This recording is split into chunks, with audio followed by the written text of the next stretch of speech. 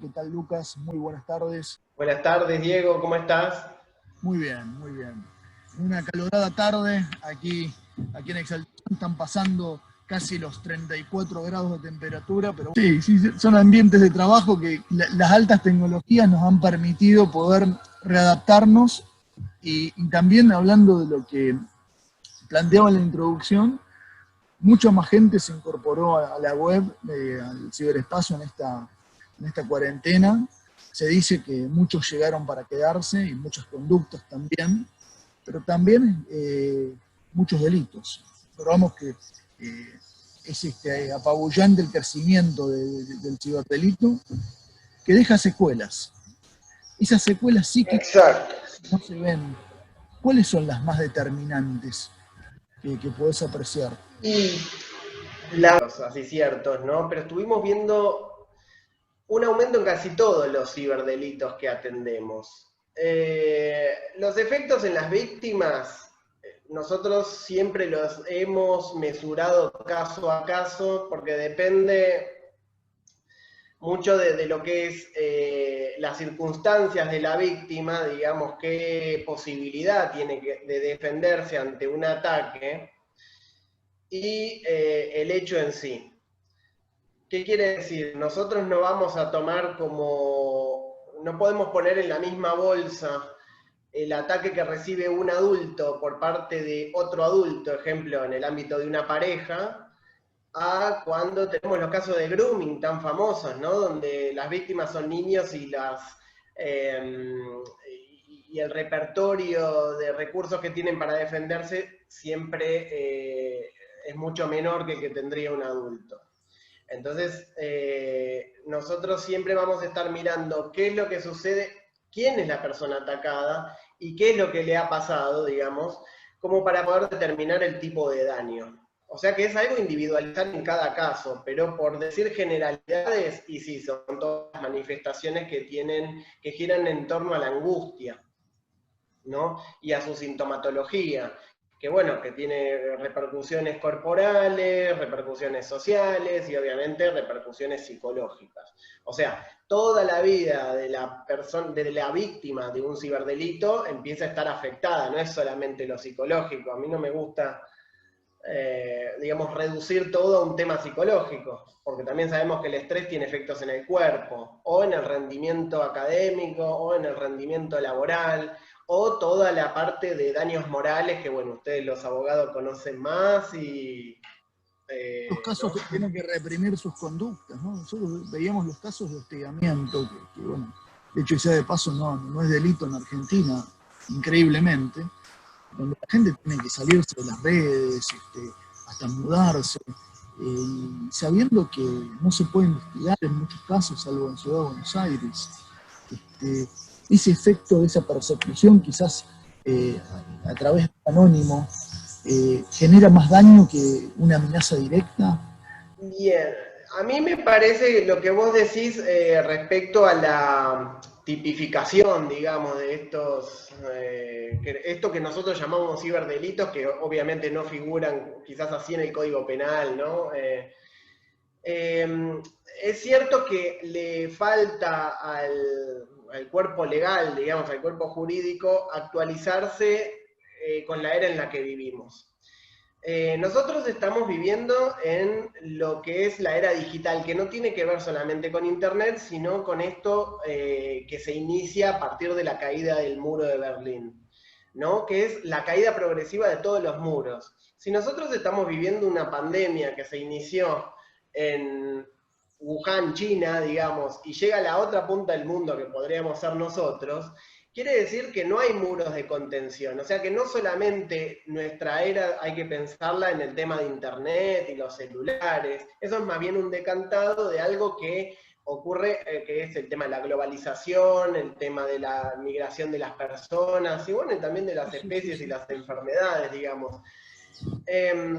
Estar al tanto de la época, digamos, exige, bueno, a los psicólogos ponernos al día, digamos, pero también a los abogados por ahí pensar estas cuestiones de que en un mundo donde las paredes ya casi no existen, todo se viraliza a una velocidad mucho mayor y todo tiene una llegada muchísimo mayor que la que teníamos antes.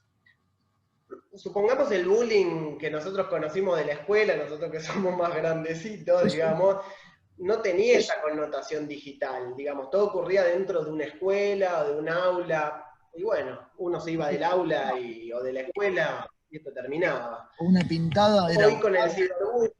Y lo veían un acotado número de personas. Claro, la viralización es universal. Claro, había un espacio delimitado por paredes. Sí. Hoy en día las paredes ya no existen y el ciberbullying, por poner un caso ahí de menores, digamos, al chico lo persigue hasta su casa.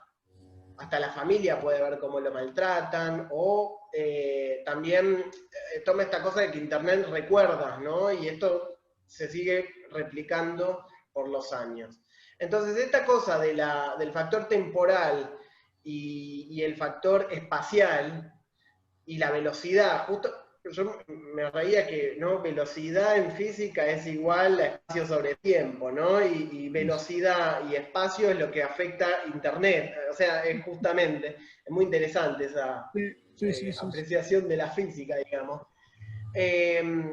Obviamente maximiza el daño. Obviamente, no podemos pensar nunca que un atacante concreto al cual uno se lo ha identificado es lo mismo a un atacante que puede estar en cualquier lado, que puede tener cualquier información de nosotros, que pueda aparecer. Esto lo digo en referencia al tema de las identidades y las identidades ocultas en Internet, que es cada vez más... Puede aparecer de cualquier forma, ¿no? Camuflado, usurpando una identidad falsa. El ataque puede venir de cualquier lado, ¿no? La red, Internet lo que permite es la edición de los cuerpos. O sea, así como nosotros podemos poner un filtro para alguna aplicación, o podemos cambiarnos el nombre, o nos ponemos un seudónimo, o podemos relatar la vida que nosotros nos parezca, la red cumple esta función del yo de ir escribiendo, ¿no? El yo es como una superficie puesta sobre el cuerpo, digamos, está como definido así, y es muy interesante pensar que uno puede escribirse a partir de la red, o puede ser alguien que no es. Esto en el mejor de los casos da lugar a cosas muy creativas, que están bien.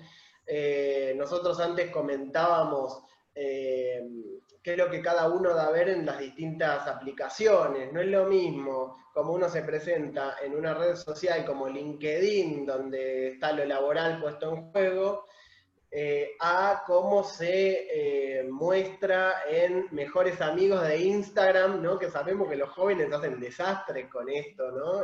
Y no tan jóvenes. Yo tengo amigos que, bueno, muestran de todo. Entonces, esto en una normalidad. Ahora, después también tenemos lo que puede hacer un psicópata, digamos, de tener una vida por un lado y disociadamente construir un personaje para el acoso. Por ejemplo, nosotros sabemos que los pedófilos sindicados, que es esos que perseguimos nosotros básicamente, lo digo perseguir en el buen sentido, todos los casos que tratamos de ayudar a las fiscalías o de, bueno, dar una mano, lo que fuera, los pedófilos sindicados muchas veces hacen esto de hacerse pasar por otro menor, por ejemplo, para tener el material. O sea que ahí tenemos esto que vos decís, el uso de una segunda identidad, una identidad editada, digamos, que es lo que permite las redes, ¿no? Lo cual es muy realmente peligroso, pero hay que convivir con ello. Realmente hoy es una de las, lamentablemente, consecuencias de la viralización y de la revolución informática, porque eso no tiene un freno. Una identidad falsa o una identidad usurpada difícilmente se pueda detectar hasta que su propia víctima lo pueda identificar, ¿no? Pero ese efecto del anonimato, sí, ese ataque que no sí, para grooming, sino para otros. bueno, se vuelve siniestro. la verdad que del lado de la víctima se vuelve totalmente siniestro, porque ¿qué es lo siniestro? Es ese sentimiento que Freud describía justamente en un texto, Lo siniestro se llama, donde algo familiar se vuelve extraño, ¿no? Donde vos creías, por ejemplo, estar hablando con alguien, por ejemplo, no sé, una mujer, y de repente te das cuenta que sos víctima de una red de extorsión. ¿Cuántos casos tenemos? Creo que este es el más este año, ¿no? 2020, Pero, 2020, entonces hay algo siniestro. ¿Cómo? 2020 la extorsión digital ha sido uno de los delitos más denunciados, ya con una conexión local, obviamente. 2019 eran aquellos mails, aquella extorsión de Costa de Marfil, pero claro, el terror a la víctima de no saber quién está del otro lado. Eso, Es que el afecto es el terror, porque vos, por ejemplo, vamos al cine, saliendo de las redes sociales. Vos vas a ver una película de terror y el objeto de terror te lo ocultan todo el tiempo y te lo ponen por pantallazo. Vos fijate el recurso cinematográfico de que vos estás esperando el suspenso, hasta que aparece por un segundo. Obviamente que si eso empieza a aparecer por más tiempo, no te va a dar miedo ni te va a causar angustia. Bueno, acá pasa algo similar. Yo hace unos días atendí un caso donde una persona le mandaba, digamos, mensajes de texto, era por mensaje de texto, de manera anónima, en donde le decía que tal te vino a visitar tal día a tu casa, dejaste el pasto mal, sin cortar en una casa, ¿no? Obviamente este chico, y era su madre, vivía en la madre y su hijo, y el hijo es el que hace interesante. Esta cosa de observar quién los observa se vuelve siniestro. Es el argumento de cualquier película de terror, no sé, que podemos ver. Entonces, realmente hay un agravante, al menos de la sintomatología, cuando vos ni siquiera podés identificar quién es ese prójimo que, bueno, te insulta o merodea por tu casa y hace saber que te estás notando. Fue muy interesante la reconstrucción y el perfilamiento que hicimos de este atacante, porque así, con los datos que pudimos ver por los mensajes y cómo hablaba y bueno, tratar de reconstruir un poco la intención, ¿no? Esto de hacerse ver sin ser visto. Bueno, pudimos llegar a quién era, con los datos que tenía la familia. Lo cual es lo mismo. O esta podría ser la persona, porque con esto, sí, es esta persona. Bueno, la bajás a tierra, como digo yo.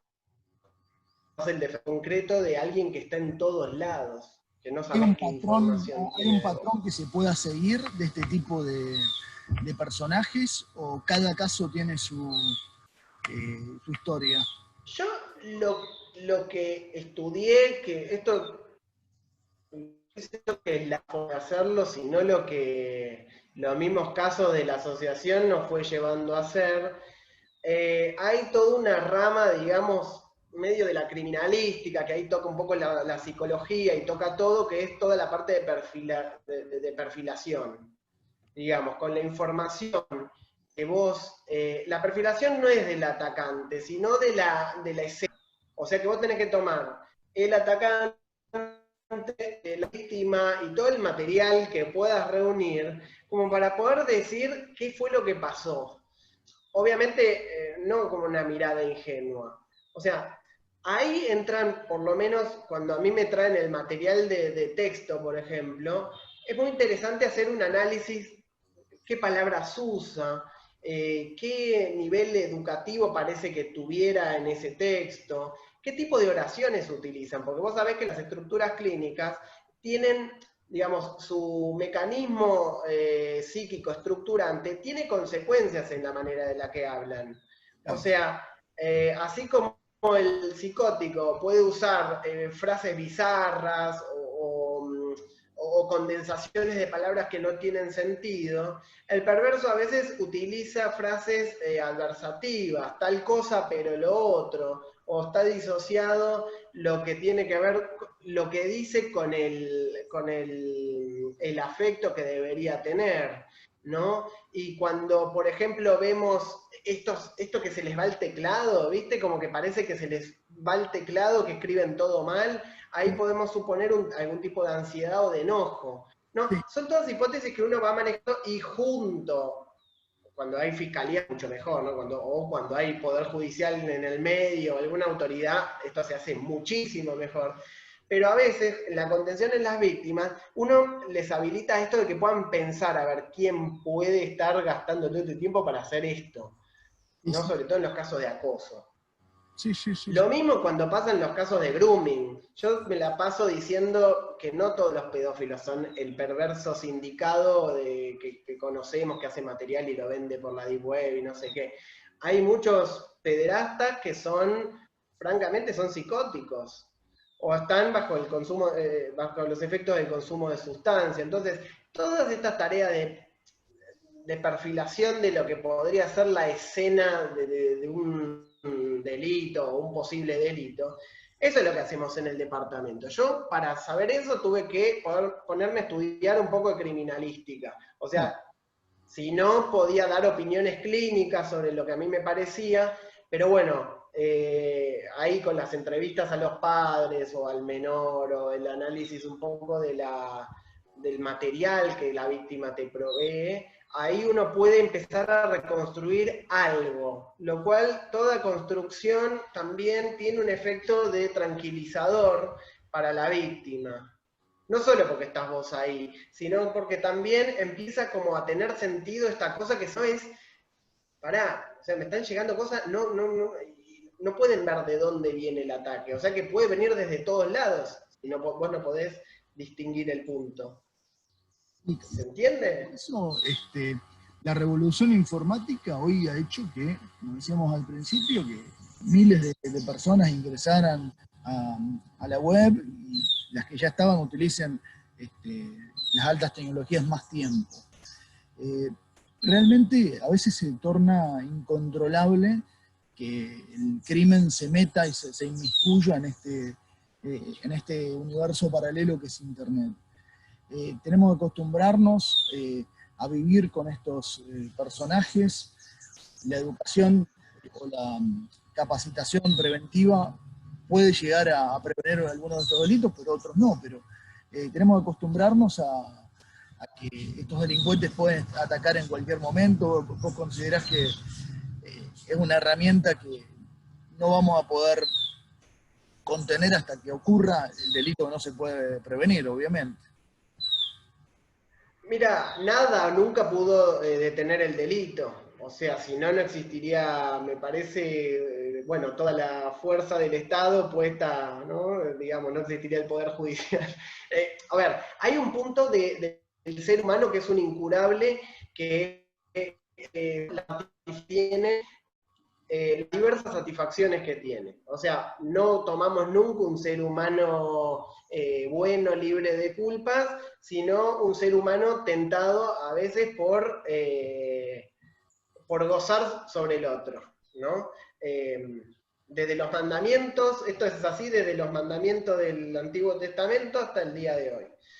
Lo que nosotros hacemos es, obviamente, sí, capacitar, contener todos los niveles de lo que es la prevención primaria, secundaria, terciaria, y también estar muy a tono con la época. O sea, nosotros no nos podemos dar el lujo de que las cosas pasen, digamos. Bueno, yo tengo colegas que no están metidos en esto y todavía siguen en Facebook, o todavía siguen no sé, con Instagram, cuando ya los chicos se movieron a Discord, se movieron a OnlyFans, que está causando desastres en lo que es la prostitución infantil. Eso después es un tema enorme que estaría bueno otro video, digamos. Son redes con Entonces, menos control. Son redes con menos control y realmente el delincuente está a la orden del día. Es increíble. El delincuente siempre está por delante nuestro. A ver, punto. Si no, no habría, digamos, nosotros, vos trabajás conmigo, digamos, o sea, hacemos esfuerzos enormes, digamos, recolectando denuncias, haciendo estadísticas y viendo cuál es la última cosa que inventan.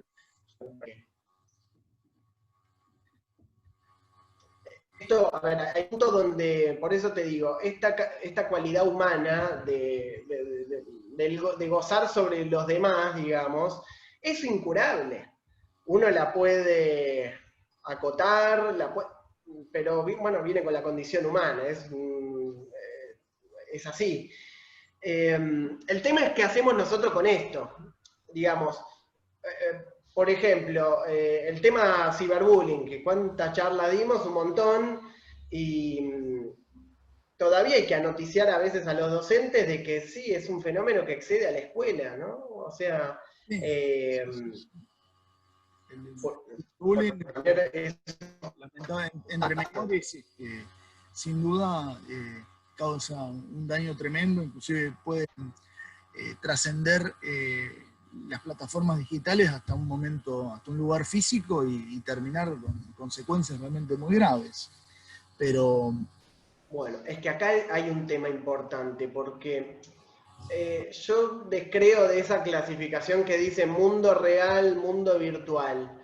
En realidad es un continuo. ¿Viste como las famosas bandas de Moebius? ¿Te acordás de esa que agarrás y haces una torzada y bueno, te termina creando un objeto de una sola cara al final? Aunque tiene un pliegue. O sea, a mí me resultó siempre muy improductivo hacer esa división, porque lo que vos hagas en lo virtual tiene efectos en lo real de la vida, digamos, y lo que vos hagas en lo real de la vida a veces tiene efectos en lo virtual. A ver, vos podés estar manejando y bueno, una cámara te sacó una foto a la patente, digamos, de tu auto y eso pasa a estar digitalizado. O sea que es ingenuo pensar que lo digital es conectarse a internet desde un celular o desde una, qué sé yo, desde un... cualquier plataforma produce efectos afuera. Yo siempre pongo el ejemplo de mi abuela. Mi abuela ya está fallecida. Nunca usó integrar, digamos, la acusación falsa.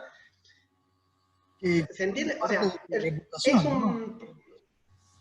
Sí, pero yo también lo que trato de, a ver, de concientizar a mis pacientes cuando vienen acá o cuando consultan a la asociación, es que esta es la era más vigilada de todas. O sea, en los 70 se hablaba del panóptico de Foucault, de que es tomando los panópticos de Bentham de las cárceles, que control TV sin ser visto, no sé qué. Ese modelo quedó totalmente viejo, porque hoy en día no hay un panóptico que te ve. Somos todos los panópticos. Yo te saco una foto a vos. Entonces, bueno, también yo estoy georreferenciado, o sea que las redes sociales saben que yo estoy acá en Avenida de Mayo y Perú. Bueno, o vos estás ahí. Todo, a ver, hoy los panópticos están multiplicados por infinidad de gadgets tecnológicos que recopilan nuestros datos, y eso es real, digamos. Y eso Y es la afecta época más controlada. porque acá tenés un universo paralelo que está despierto las 24 horas, segundo a segundo. La conciencia de todos los usuarios, ¿no? Que aunque por más que no quiera, ese aparato tecnológico con miles de personas accediendo a información que puede ser de la propia persona, está activo. Cambia los efectos psíquicos de la persona sabiendo que pueden generarse contenidos sobre sí mismo en forma permanente. ¿Cómo ves esta incursión en la revolución informática en estos tiempos? Bien, bien. Sí tiene efectos porque vos pensás que el otro de la tecnología otorga un lugar. El otro, que pueden ser tus padres, o puede ser la sociedad, o puede ser una escuela, o puede ser el otro de la tecnología, da lugar para que vos hagas tu escena. O sea, el otro da lugar y el sujeto monta una escena con el lugar que el otro le dio. ¿Qué quiere decir? que vos con el espacio que te da internet podés hacer un grupo de lectura de Borges. Te digo, porque yo estoy en un grupo que comparten cosas de Borges. Bueno, hacemos una escena diaria, qué sé yo, bueno, contamos texto de Borges y mirá, yo encontré esto, te explico lo otro que es muy complejo, Borges, yo no lo entendí todavía. Pero bueno, hacemos una escena, digamos, tal, ni mala ni buena, con el espacio que nos dio Facebook, por decir así. Obviamente hay personas que con el mismo espacio hacen una escena de otra cosa. Entonces, ese es el otro. El otro de la tecnología también nos da palabras. Yo siempre digo, Facebook es del amigo, yo soy amigo tuyo. Pero Instagram es del seguidor. O sea, yo tengo que seguirte a vos. Y me tenés que seguir a mí. Pero si vos me seguís a mí, nada más, podría ser una de las vertientes. O sea, no está esto de lo paralelo, por ejemplo. Te determina una época hablar de seguidores que hablar de amigos, por ejemplo. Porque en el amigo hay un tema de sexualidad sublimada en la cual vos compartís una especie de vínculo desexualizado y esa es la amistad. Correcto. En cambio, en el seguidor, para que haya seguidor, mi ideal tiene que estar puesto en el otro. Claro. A quien sí. Si lo demás colocan su ideal sobre mí y Sí. sería yo su líder. Eso tiene una consecuencia psicológica. Estas cosas de las manadas que vemos, por ejemplo, las manadas de que un influencer manda a un séquito de seguidores, justamente, a atacar un negocio, una página de Facebook, un Google Maps que no le vino fría la empanada, entonces, como soy influencer, cambiaron la empanada, te reviento el negocio, te denuncio, te mando masivamente a que te denuncien la página, así te la cierran. Bueno, que puede llevar a consecuencias penales ese tipo de acciones. Sí. Claramente. Pero sí, vos estás hablando de lo jurídico. Yo estoy hablando de lo psicológico, en tanto esta cosa de los liderazgos a mí me llaman la atención, ¿no? Porque bueno, de los liderazgos y los fanatismos sabemos que las masas no son muy pensantes, las masas que siguen a cualquier líder, el que sea.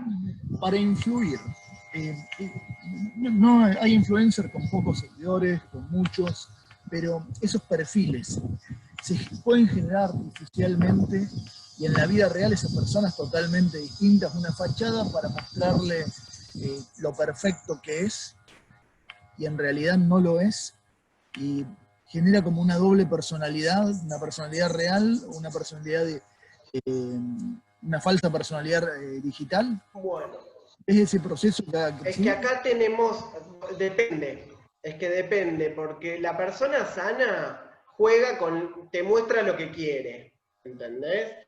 Eso es la persona sana, como dice, bueno, es LinkedIn, me voy a poner la foto con el traje, obvio, y en, no sé, y en la aplicación de citas me voy a poner nada. Ahí está. Sí. Hay gente que construye una personalidad que son las personalidades ASIF, digamos, que las describió una psicoanalista llamada Helen Deutsch, que están ahí con lo justo y con esa construcción, digamos, de la personalidad, que yo lo vi mucho esto por internet, se mantienen estables. No me parece mal, me parece hasta terapéutico de última que con eso se estabilicen.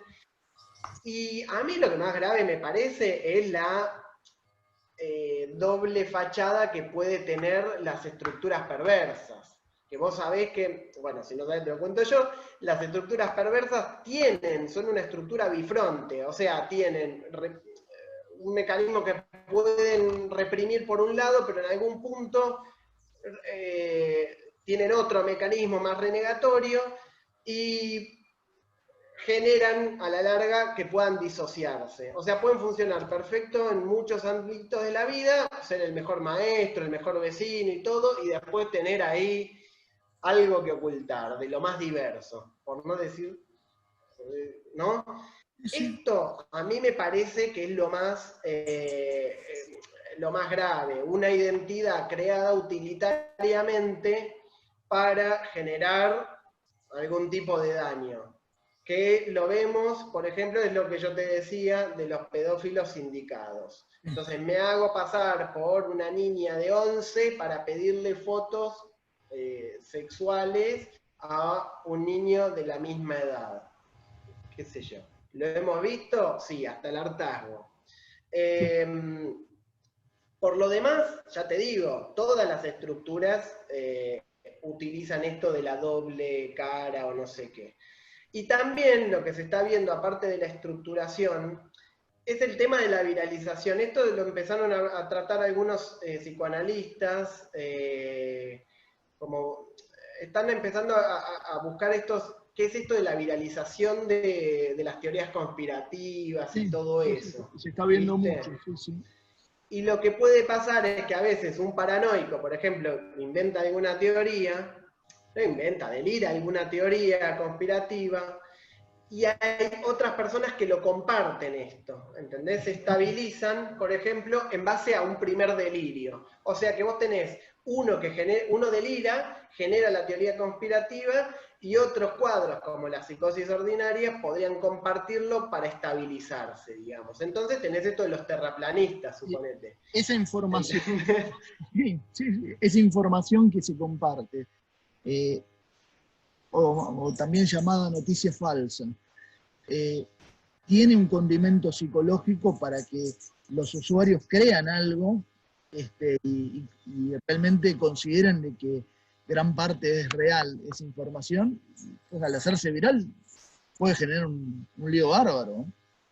Sí, por eso te digo, estos son algunos de los efectos que más o menos que uno puede dar cuenta. Nosotros por eso te digo, vos acordate que el otro, digamos, como lugar de la palabra, y lugar de la cultura, vamos a decirlo así, que es ese otro que nos habla y nos ingresa en la cultura, a nosotros nos da significantes, por ejemplo, esto de amigo, de seguidor, de only fan, solo fans, cuando vos decís, che, esto es prostitución, lo que pasa en OnlyFans. Sí. A eso. Pero vos fíjate que dicen fans por relación de prostitución. No es que te mal la prostitución, pero digo, ¿por qué ponen fan por prostitución? Por cliente de prostitución, no sé cómo. O sea, entonces, y el otro también, a ver, lo que la era digital permite, por otro lado, es esto de la edición del cuerpo, donde el cuerpo pasa a estar editado, pasa a estar filtrado por esto de los filtros, pasa a estar photoshopeado, reducido, bueno, todo lo que vemos. Y por otro lado, la tecnología habilita nuevas modalidades de satisfacción o de goce. ¿Qué quiere decir? Internet lo que pone o las redes sociales lo que ponen en primer plano es la voz y la mirada. O sea, perdemos el tema del tacto, perdemos el tema del olor, perdemos el tema de la... sí, bueno, sobre todo de la cosa corporal, digamos, ¿no? Entonces, esos dos pulsiones, digamos, sí, la voz y la mirada pasan a estar en primer lugar, ¿no? Nada, son cosas que son interesantes como de analizar porque también te determinan cómo goza una época. Eso quería preguntarte. Mira, para vos las altas tecnologías, todos estos cambios que se vieron en los últimos años, ¿potenció la hipocresía y la frivolidad de las personas, de los usuarios de Internet? ¿O siguen siendo la misma versión en forma digital? Vos sabés que yo pienso que no hay nada nuevo bajo el sol. Así te lo digo, no digo son hipocresía. ¿Cuál es digamos, si yo tomo, a ver, vestirse es una hipocresía, comprarse tal ropa es una hipocresía y no comprarse de otra marca, qué sé yo. No sé, tener un auto, o sea, digamos,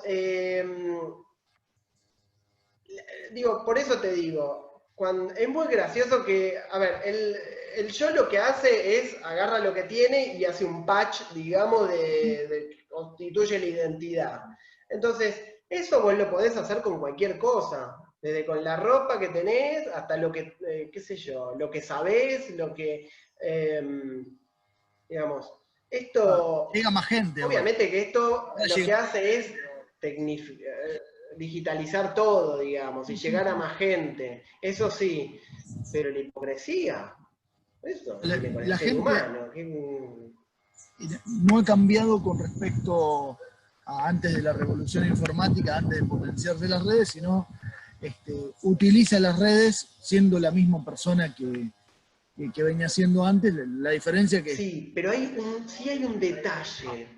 Sí hay un detalle de la era digital que no te lo dije, relacionado con todo esto del tiempo y la velocidad y todo esto. La velocidad lo que sí genera es el no detenerse a pensar a veces con lo que se hace.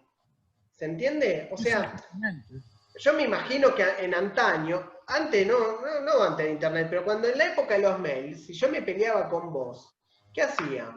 Quizás. Me ponía a redactar un mail y bueno, y te escribía y te lo mandaba. Bueno, ahí hay como un tiempo. Ahora hay conductas Pero esto de los mensajes de texto y esta cosa de ya, no me contestaste ya, así que ya te voy a mandar a la mierda, por ejemplo, que lo vemos también. Bueno, empiezan, eso sí me parece es algo de la época, que no hay tiempo para pensar o detenerse y decir, che, voy a poner esta foto, o che, voy a poner esta información sobre mí en la red, o me voy a sacar esta foto y la voy a colgar, o voy a agarrar en este foro y putear a alguien con mi nombre y apellido, que quizás alguien me levanta el tweet y, bueno, pasa esto, ¿viste? A los famosos les pasa, que por ahí pusieron algo, se olvidan que lo dejaron, sí, sí. y después resulta que cambió la época y bueno, y dijeron algo machista, o dijeron algo xenofóbico, o dijeron algo transfóbico, bueno, no sé. En la historia. Hay una cosa así, ¿no? Por eso te digo, o sea, uno no controla tanto el tema de la imagen que le da a los otros, cree que lo hace, pero en realidad da mucha más información de la que cree. Por eso nosotros podemos perfilar los casos de ir a la fiscalía, porque esto otro, porque mire esto, mire otro, y bueno, Sí, por ejemplo. todos han cambiado. Lo que vos estás queriendo decir es que la gente sigue siendo la misma. Una persona que quiere mostrar lo mostraba antes en la calle, hoy lo muestra en internet. Y los efectos que produce son dispares porque antes por ahí lo podían ver 100 personas y hoy lo pueden ver miles. Con respecto a la información, ¿la gente está preparada para las consecuencias de la viralización? No porque, a ver, ¿vos qué decís? ¿De la viralización de qué? ¿De información propia o de lo que reciben? No, de la información propia. Antes claramente lo veía un círculo cerrado. Hoy... No, porque el común de la gente ante esos casos tiene vergüenza o culpa, que son los diques anímicos de la estructura normal que es de la neurosis. O sea, las estructuras neuróticas tienen vergüenza y les da culpa. Distintos otro tipo de personas que, bueno, se quieren dar a ver, que me parece bien y mejor si las viralizan, digamos. Claro. Pero cuando pasa algo así como el acoso sexual por imágenes, lo que antes se llamaba pornovenganza, lo que está en juego es la vergüenza de la víctima. Que su foto salió de la intimidad y lo va a ver, no sé, el lugar de trabajo, la familia y no sé quién más. Entonces, ya frenarlo no depende de la víctima encima. Claro, y aparte vos acordate que para que un contenido sea viralizable, claramente tiene que tener algún contenido, ese material tiene que tener un contenido pulsional, sexual. Ejemplo, agresivo, ejemplo, bueno, sexual directamente, si no, no es viralizable. Porque lo que hace el que viraliza, recibe esta información desde afuera.